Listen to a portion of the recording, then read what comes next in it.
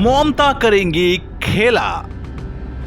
And now there is neither bride nor groom. Only they have hired a band party team, Madi team,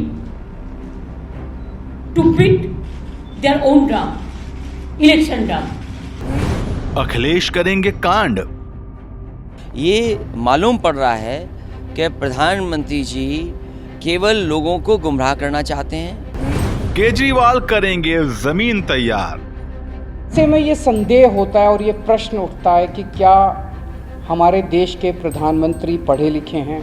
अगर पढ़े लिखे प्रधानमंत्री होते तो जीएसटी ठीक से देश के अंदर लागू होता। 2024 में ये तीनों बनवाएंगे।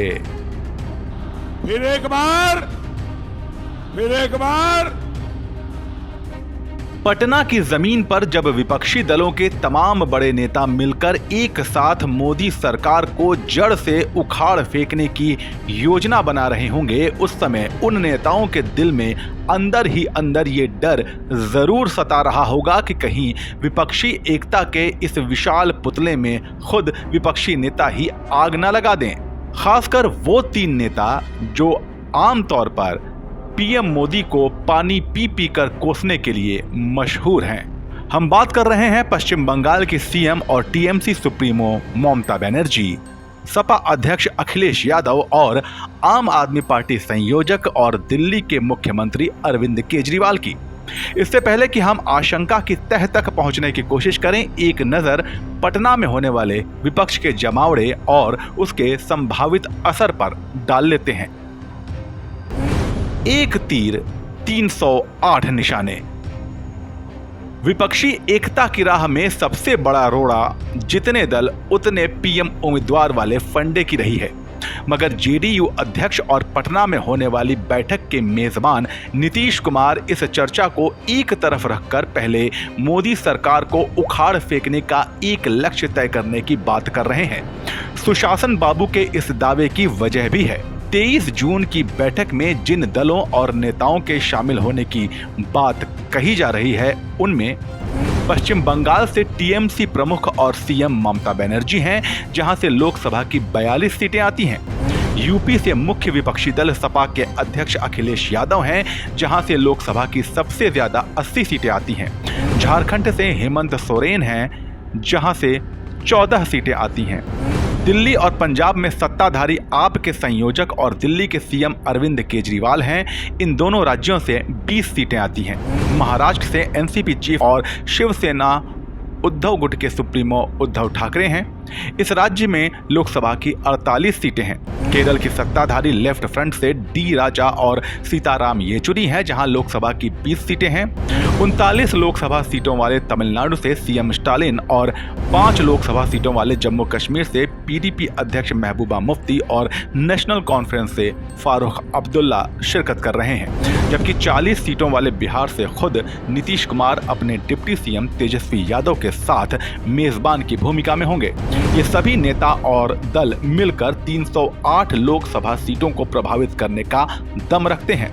इस लिस्ट में हमने कांग्रेस को इसलिए नहीं जोड़ा है क्योंकि कांग्रेस ही वो धुरी है जिस पर विपक्षी एकता राष्ट्रीय स्तर पर टिक पाएगी, मगर ममता, अखिलेश और केजरीवाल उसी कांग्रेस के हाथों में स्टीयरिंग व्हील जाने देंगे, ऐसी उम्मीद कम ही लगती है।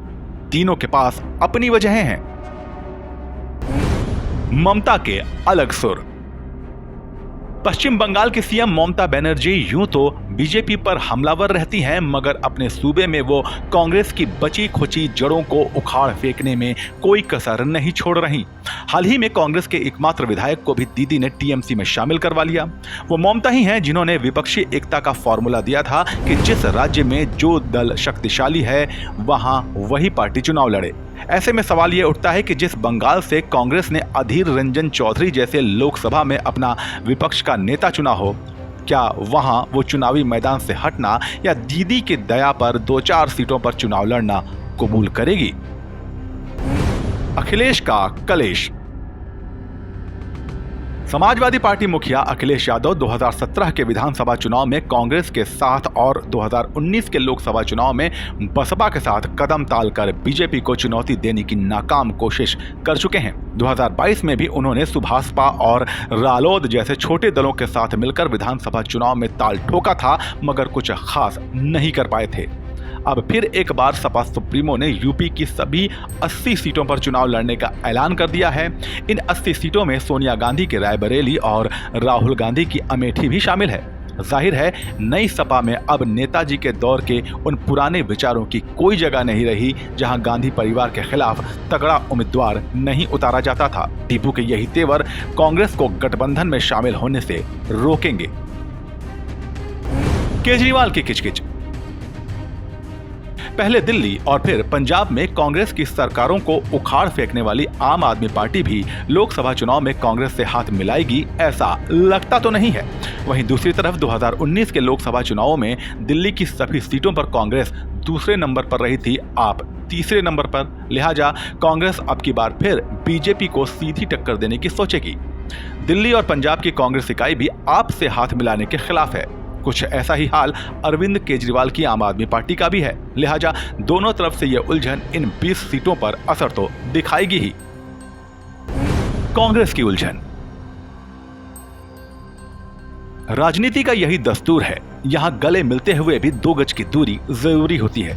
यही वजह है कि कांग्रेस 23 जून की बैठक के लिए अनमने ढंग से तैयार हो रही है, क्योंकि पश्चिम बंगाल, यूपी, दिल्ली और पंजाब को मिलाकर लोकसभा की कुल 142 सीटें आती हैं, जिन पर कांग्रेस किसी भी हाल में बीजेपी से सीधा मुकाबला करने का मौका नहीं खोना चाहती। कर्नाटक में जीतने पार्टी के हौसले बढ़ा दिए हैं, मगर वो ये भूल जाती है कि जमीन पर बीजेपी की स्थिति उतनी भी कमजोर नहीं है जितनी कांग्रेस और दूसरे विपक्षी दल दावा कर रहे हैं।